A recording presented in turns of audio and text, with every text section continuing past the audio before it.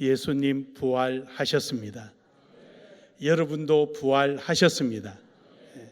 우리는 육체 부활은 아직 이루질 않았지만 영적인 부활, 즉 거듭남은 이미 우리에게 이루어진 겁니다.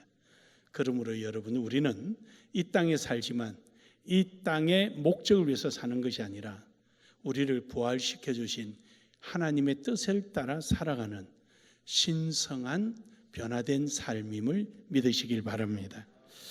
오늘 여기 있는 본문 말씀에 바로 이러한 내용을 함축해서 사도 바울은 고백하고 있는 내용입니다. 내가 산 것은 내가 아니요 내 안에 사는 예수 그리스도라.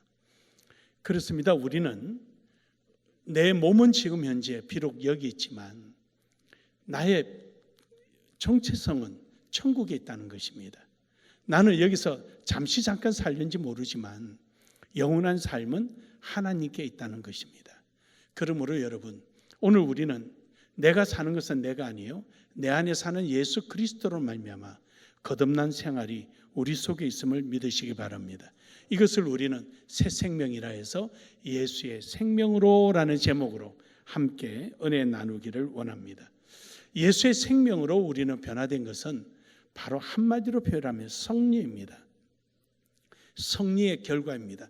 죽음을 이김으로 말미암아 우리에게 새 생명이 주어졌기 때문입니다.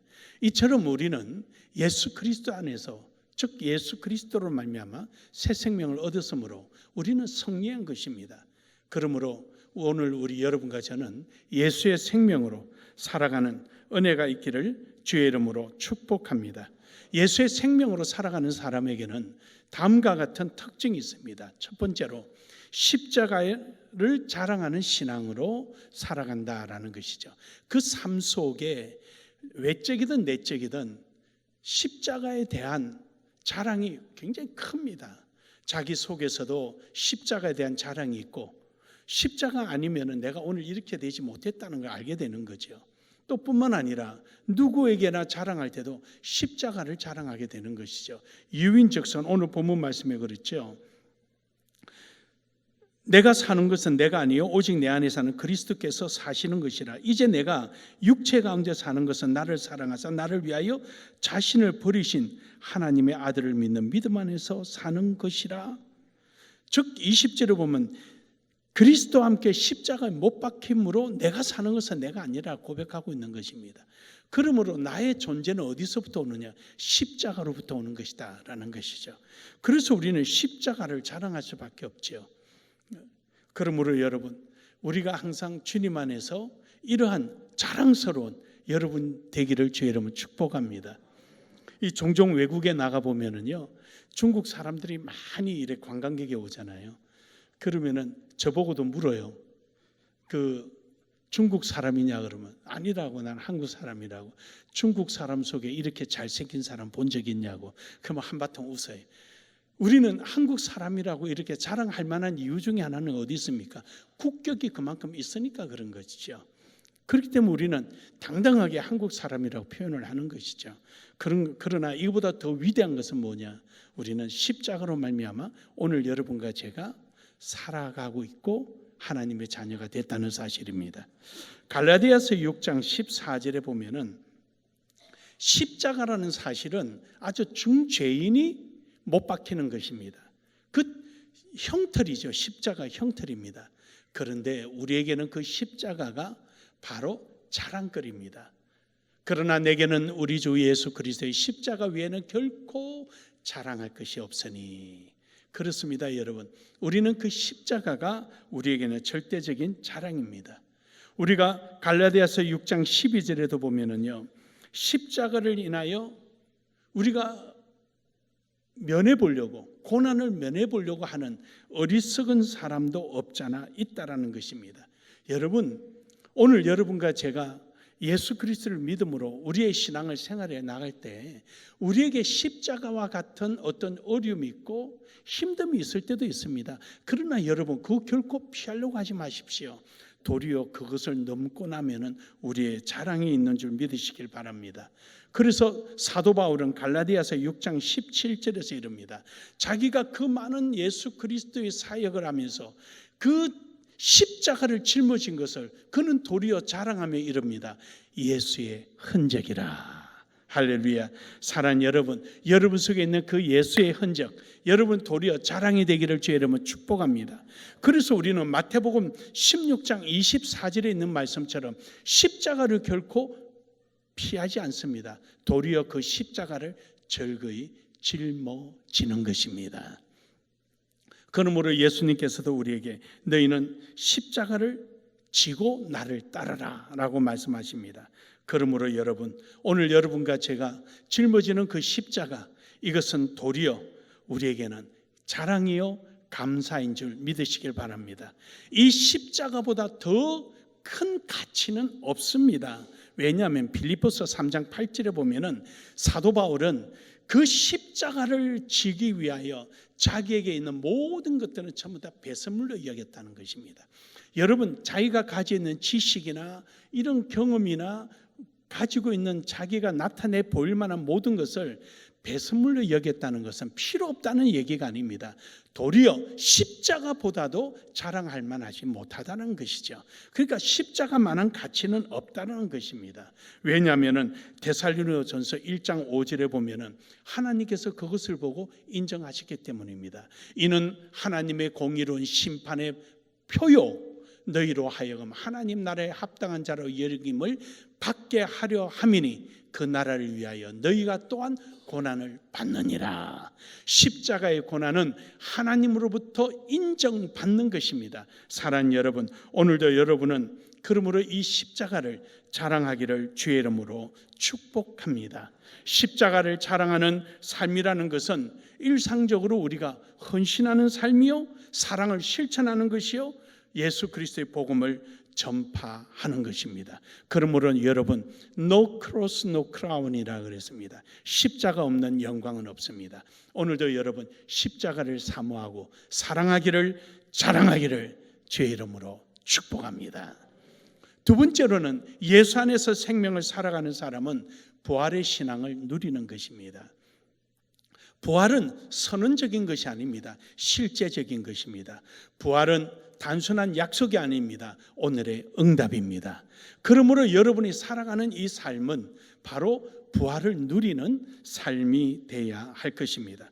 왜냐하면 오늘 본문 말씀에서도 오직 내 안에 그리스도께서 사시는 것이라 라고 말씀하고 있는 것입니다.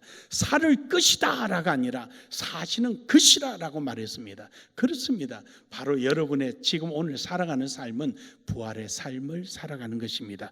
그러므로 여러분 죽어도 살겠고 산자는 영원히 죽지 아니하는 하나님의 능력 안에 있는 것입니다. 그러므로 여러분 부활의 삶이 여러분 속에 있기를 주의 이름으로 축복합니다.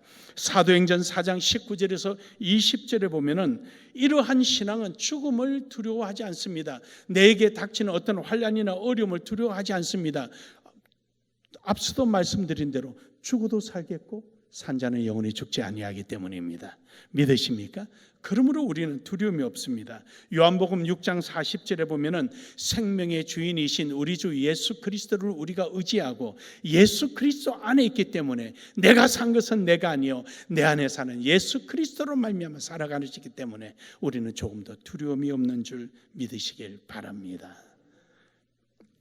그러므로 우리는 고린도전서 15장 57절에 있는 말씀처럼 늘 감사할 뿐입니다. 내게 어떤 어려움이 오고 힘듦이 오더라도 우리는 염려하지 않는 것은 절대 망하지 않고 실패하지 않고 피하지 않기 때문에 우리는 어떤 어려움이 오더라도 감사하는 겁니다. 여러분, 그 어릴 때 우리가 바닷가 가면은요, 어떨 때 보면 파도가 팍 몰려오잖아요. 그러면은 그 파도 앞에서 하나 둘 셋 하고 푹탁 뛰면서 그 파도를 맞아요. 안 해본 분은 무슨 말인가 모르겠지만 그런 게 있어요. 아무튼 그 어릴 때 그 파도면 파도 타느라고 한 대 등짝을 한 대 파도에 맞으면 앞으로 툭 떨어지면 또 와가지고 또 파도 타고 이러는 거거든요. 그때마다 두려움보다는 웃음이 더 나지요. 즐겁고 기쁘고 어떻게 하면 파도를 잘 맞을까. 우리가 이 부활의 신앙의 삶을 살아가는 게 이런 신앙입니다. 넘어져도 일어나는 거예요. 7.8기란 말이 그런 거죠. 7번 넘어져도 8번 일어선다고 그러죠. 그래서 의인은, 거기서 말하는 의인은 행실이 곱고 착한 길을 가고 이 뜻이 아니라 하나님 뜻대로 살아가는 사람은 7번 넘어져도 9번 일어선다는 겁니다. 바로 누가요? 여러분이 그렇습니다. 우리 모두가 그렇습니다. 왜냐하면 우리는 부활의 신앙을 살아가기 때문입니다. 해서 사도행전 9장 20절에 보면은요, 이러한 신앙을 가진 사람은 이러한 좋은 것을 전합니다. 여러분 전해요. 여러분 어디 가서 경치가 좋아도 막 자랑하지요. 어디 가서 음식이 맛있어도 막 자랑하지요. 사도 바울이요, 예수 믿는 사람들을 포박하고 감옥에 보내려고 체포령을 치고 쫓아왔다가 예수를 만나고 나서, 부활한 예수를 만나고 나서 그는 즉시로 각 회당에 복음을 전파로 나아갑니다. 이처럼 여러분, 우리가 진정한 부활의 삶을 살아가는 사람의 여러 가지 특징 중에 완성도는 뭐냐? 두려움 없이 복음을 전파하는 것입니다. 사랑하는 여러분, 이러한 신앙이 여러분 속에 있기를 주의 이름으로 축복합니다. 예수의 생명으로 살아가는 사람의 세 번째로는 재림에 대한 소망을 갖고 살아갑니다. 재림이라는 것은 다시 오실 우리 주 예수 그리스도를 기다리는 것이죠. 그러다 보니까 우리는 이 땅에 대한 미련이 없습니다. 우리는 주의 나라에 대한 확신을 갖고 그 날을 소망하고 있는 것입니다. 욥기서 19장 25절에서 26절에 보면은 욥이 심각한 어려움과 고통을 당하고 있는, 정말로 자식을 다 잃어버리고 또 아내마저 자기를 욕을 하고 버리고 자기 재산을 다 잃어버리고 친구마저도 자기를 손가락질을 하고 있을 때 그는 이런 고백을 합니다. 내가 알기에는 나의 대속자가 살아계시니 마침내 그가 땅 위에 서실 것이라, 다시 오실 것이라는 것이죠. 내 가족이 벗김을 당한 뒤에도, 즉 몸이 죽어서 썩어지고 난 이후에도 내가 육체 밖에서 하나님을 보리라. 육체가 부활할 것을 말하는 것입니다. 사랑하는 여러분, 이처럼 주의 날을 확신하는 우리가 되기를 주의 이름으로 축복합니다. 이러한 그 날을 확신하는 사람은, 지금 욥이 저렇게 고백하고 있는 것은 바로 여러분과 저에게 복음을 전파하는 것입니다. 마태복음 24장 14절에 보면은 이 천국 복음을 모든 사람에게 증언하는 것입니다. 다시 오실 그날을, 끝이 있는 그날을 이 세상 사람들에게 전하는 것입니다. 그러므로 여러분, 이러한 삶을 살아가는 여러분 되기를 바랍니다. 마태복음 28장 14절에 보면은, 그래서 우리는 이 세상에 미련을 두지 않습니다. 두 여인이 밭을 갈 때 한 사람은 버림을 당하고 한 사람을 하나님 앞에 옮김을 당하는 것은 무엇입니까? 마치 소돔과 고모라에 있는 룻의 아내처럼 그는 뒤를 돌아보다가 세상을 미련을 갖다가 소금 기둥이 된 것처럼 버림을 당하는 것입니다. 여러분이 이 세상에 미련을 갖는 것이 아닙니다. 그렇다고 여러분 염세주의자가 되라는 것은 아닙니다. 여러분 이 세상에 충실하십시오. 열심을 가지십시오.